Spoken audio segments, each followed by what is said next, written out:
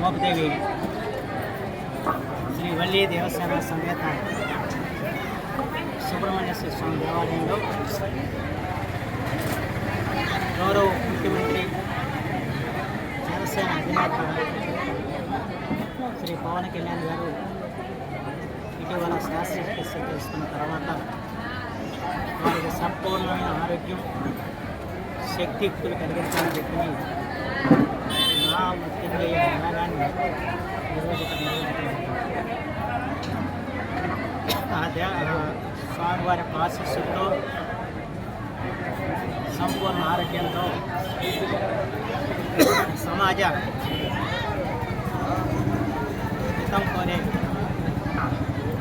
పవన్ కళ్యాణ్ గారి నేతృత్వంలో రాష్ట్ర అభివృద్ధి పల్లెల ప్రగతి ముందుకు సాగాలని చెప్పి అందుకు కావాల్సిన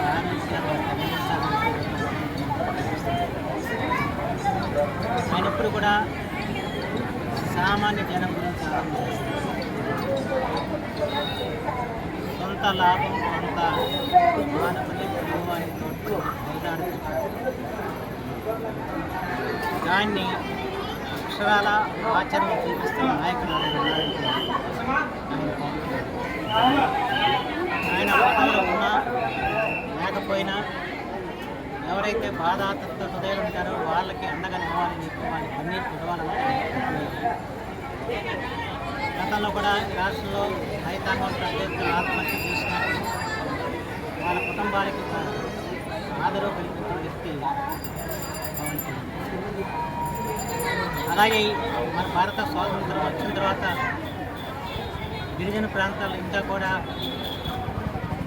బాలింతలను డోలీలను మోసుకెళ్లాల్సిన పరిస్థితి, ఎక్కడ కూడా రహదారులు లేని స్థితి ఉన్న పరిస్థితులు ఆయన పంచాయతీరాజ్ గ్రామీణాభివృద్ధి శాఖ మంత్రిగా పదవి బాధ్యత చేపట్టి ఇవాళ గిరిజన ప్రాంతాలకు అత్యధిక ప్రాధాన్యత ఇచ్చే గిరిజన ప్రాంతాలకు ఒక రహదారి మార్గాలు కల్పించిన ఘనత చరిత్రలో పవన్ కళ్యాణ్. అలాగే పవన్ కళ్యాణ్ నియోజక అభివృద్ధి మీద ఆయన ప్రత్యేకమైన శ్రద్ధాశక్తితో చూపించి అధికారులకు ఆదేశాలు ఇచ్చి ఈరోజు నియోజకవర్గాన్ని అభివృద్ధి పదంలో పెంచడానికి సహకరిస్తున్నారు. ఈ రోజున పవన్ కళ్యాణ్ గారి యొక్క నాయకత్వం యొక్క ఆవశ్యకత ఈ రాష్ట్రానికి ఎంతగానో ఉంది. ఎందుకంటే స్వార్థరహితంగా సమాజం గురించి ఆలోచించే వ్యక్తి. అంతేకాని మన ఎన్నికల్లో ఆయన అనేక త్యాగాలు చేసి చివరికి ప్రధానమంత్రి మోడీ గారిని ఒప్పించి ఈ కూటమిలోకి బీజేపీని తీసుకురావడం వల్లే కేంద్ర ప్రభుత్వ సహాయంతో ఈ రాష్ట్రం అభివృద్ధి పదంలో ముందుకు సాగుతుందంటే దానికి ప్రధాన కారణం పవన్ కళ్యాణ్ గారి విషయం మాత్రం ముఖ్యమంత్రి శ్రీ నారా చంద్రబాబు గారు కూడా పవన్ కళ్యాణ్ గేమ్ చేంజర్ అని చెప్పి విస్తరించాలని కూడా మనం గుర్తించుకోవాల్సిన అవసరం. మన కేంద్రం వాళ్ళ రాష్ట్ర ఆర్థిక వ్యవస్థ అంతా కూడా అస్తవ్యస్తం అన్న పరిస్థితుల్లో కేంద్ర ప్రభుత్వ సహకారం లేని ఒక అడుగు కూడా మనం వాళ్ళ కేంద్ర ప్రభుత్వ సహకారాన్ని వాళ్ళ సాధించి దానికి కారకుడు పవన్ కళ్యాణ్ గారి విషయం మాత్రం ఎవరు కూడా మర్చిపోవద్దని చెప్పి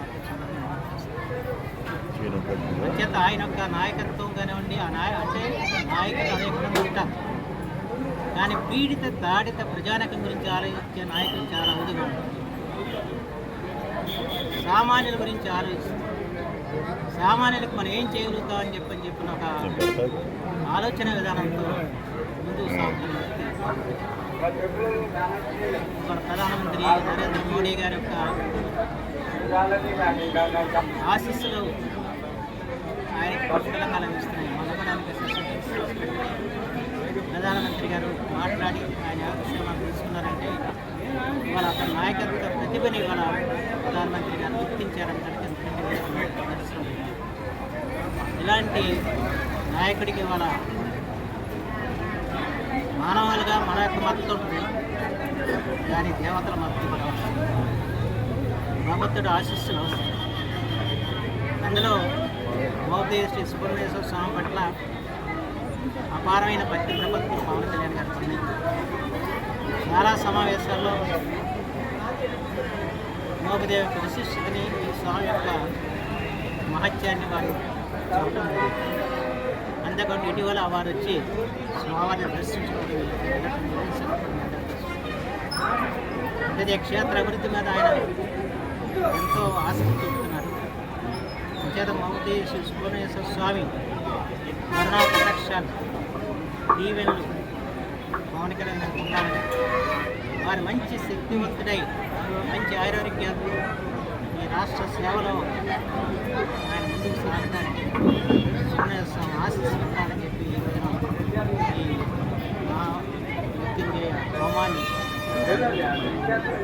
దీన్ని సహకరించిన అందరికీ నా ధన్యవాదాలు. ప్రత్యేకంగా జనసైనికులు, వీర మహిళలు పెద్ద ఎత్తున తరలివచ్చి నాయకుడికి ఇవాళ అండగా నిలవటం, అలాగే కూటమిలోని పార్టీ నాయకులు రావడం, రామనాయకుడి అందరికీ